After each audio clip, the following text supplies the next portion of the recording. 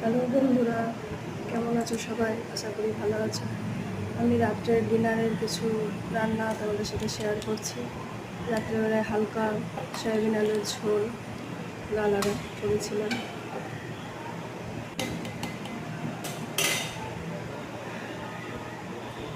সবারই বাড়িতে যেমন হয়, হালকা পাতলা, ঠিক আছে। তারপরে করে নিচ্ছি একটু পকোড়ার জোগাড়। দেখো, জানি না তোমরা এটাকে কী বলো, আমরা খেরো বলি। ছোটো ছোটো করে কেটে নিয়ে পকোড়া করে নিয়েছি, সব মেখে নিচ্ছি। মেখে নেওয়ার পর সব রেডি করে নুন,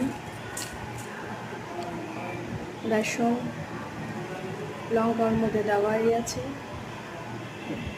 আমরা তেলটা গরম হতে দিয়েছি। গরম হয়ে গেলে আমরা ছেড়ে দিলাম পকোড়াটা। আবার